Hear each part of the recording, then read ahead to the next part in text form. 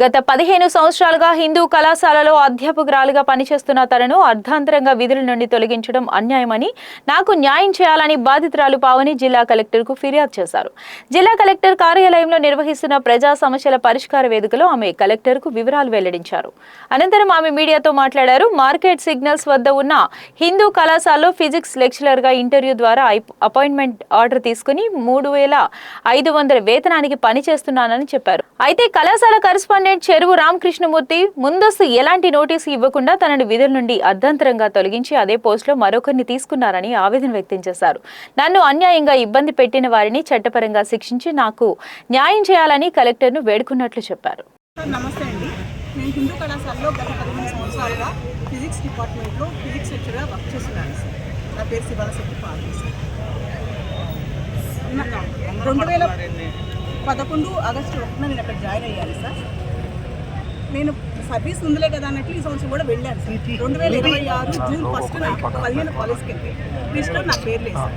లిస్టులో నా పేరు లేని విషయాన్ని మా ప్రిన్సిపల్ గారికి, మా వైస్ ప్రిన్సిపల్ గారి దృష్టికి తీసుకెళ్ళాను సార్. వాళ్ళు ఏంటంటే మాకేం తెలియదమ్మా, సెక్రటరీ గారిని కలవండి అన్నారు. సరే సెక్రటరీ గారిని కలిశానండి. మా సెక్రటరీ గారు శ్రీ చెరువు రామకృష్ణమూర్తి గారు ఏమన్నారంటే, మాకు వర్క్ లేదమ్మా, మా టైం వేస్ట్ చేయొద్దు, మీరు వెళ్ళిపోండి అన్నారు. నాకేం చేయాలో అర్థం కాలేదు. 15 ఏళ్ల పాటు నా సర్వీస్ అందించి సడన్గా ఉద్యోగం లేదండి. ఏం చేయాలో అర్థం కాక నేను ఇంకా మన స్పందనని నేను అప్రోచ్ అయ్యాను సార్. స్పందనలో నేను ఒకటే అడిగాను, ఏ రూల్ పొజిషన్ ప్రకారం నన్ను తీసేశారు, వర్క్ లేదంటూనే కొత్త వాళ్ళని తీసుకున్నారు, కొత్త వాళ్ళు ఎందుకు తీసుకున్నారు అని. లాస్ట్ 1 ఇయర్గా ఫిజిక్స్ డిపార్ట్మెంట్లో ఎంతమందితో వర్క్ చేయిస్తున్నారు అని ఈ 4 పాయింట్ల గురించి మాత్రమే నేను స్పందనలో కంప్లైంట్ పెట్టడం జరిగింది. ఆ విషయాన్ని ఆర్జేడీ గారికి మన కలెక్టర్ గారు పంపించారు. ఆర్జేడీ గారు ఏం చేస్తారు, ఆర్జేడీ గారు కాలేజ్కి వచ్చి విచారించకుండా నాకు ఒక లెటర్ చేతిలో పెట్టారు. ఏమని, మిస్టర్ ఎన్ లలితప్రసాద్ గారు రాబట్టి నా వర్క్ రిడ్యూస్ అయిందని, కాబట్టి నన్ను తీసేసామని ఓరల్లీ ఇన్ఫార్మ్డ్ అని నాకు ఒక లెటర్ నా చేతిలో పెట్టారు. నేను దాంతో సాటిస్ఫై అవ్వలేదు. సాటిస్ఫై అవ్వక నేను ఆ లెటర్ని కౌంటర్ చేస్తూ కలెక్టర్ గారికి ఇంకో లెటర్ పెట్టాను. లలితప్రసాద్ గారు కాబట్టి నా వర్క్ ఎలా రిడ్యూస్ అయింది, ఓరల్లీ ఇన్ఫార్మ్డ్ అన్నారు. ఇది ప్రిన్సిపల్స్ ఆఫ్ న్యాచురల్ జస్టిస్కి వ్యతిరేకం, ఆంధ్రప్రదేశ్ విద్యా హక్కు చట్టం 92కి వ్యతిరేకం, సివిల్ అపీల్ నెంబర్ 8558 అండర్ /2018కి వ్యతిరేకం అంటే నేను కోర్టు చేసి ఒక 10 పాయింట్లతో కలెక్టర్ గారికి గ్రీవెన్స్ మళ్ళీ పెట్టడం జరిగింది. కలెక్టర్ గారు విచారించమన్నారు. గౌరవ ఆర్జేడీ గారు రాలేదండి, విచారించలేదు, నన్ను విచారణలో కూర్చోబెట్టలేదు, నా దగ్గర అసలు ఎలాంటి ఇన్ఫర్మేషన్ తీసుకోకుండా గౌరవ ఆర్జేడీ గారు ఒక లెటర్ నా చేతిలో పెట్టారు. ఏమని, నేను పబ్లిక్ టైంని వేస్ట్ చేస్తున్నట్లు, పదే కలెక్టర్ గారి దగ్గర కాబట్టి కలెక్టర్ గారి సమయాన్ని వృధా చేస్తున్నట్లు ఆర్జేడీ గారు నాకు రిపోర్ట్ ఇచ్చారు. కాబట్టి ఆ రిపోర్ట్ మీకు చూపిస్తాను.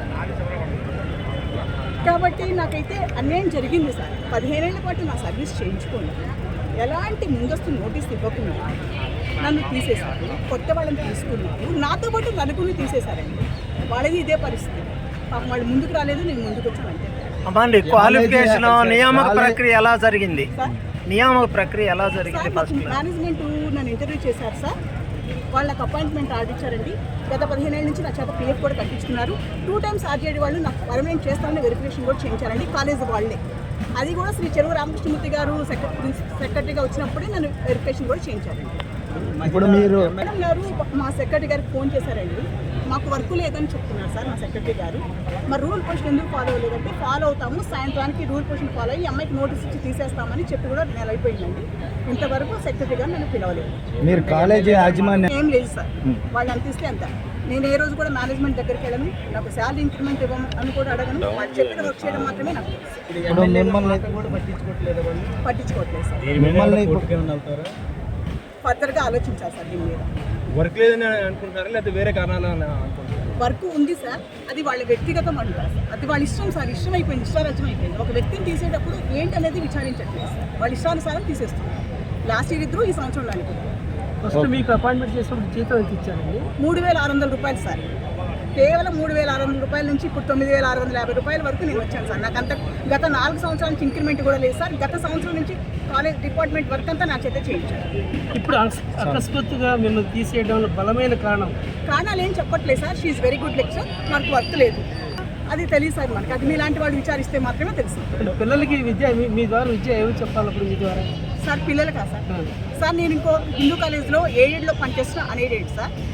నేను ఎవ్రీ ఇయర్ అడ్మిషన్లో కూడా కూర్చుంటాను. వాళ్ళు నాకు ఎలాంటి ఇన్కమ్ ఇవ్వకపోయినా కూర్చుంటాను. ఎయిడెడ్ అడ్మిషన్ అన్నీ నేను ఫిల్ చేస్తున్నాను సార్.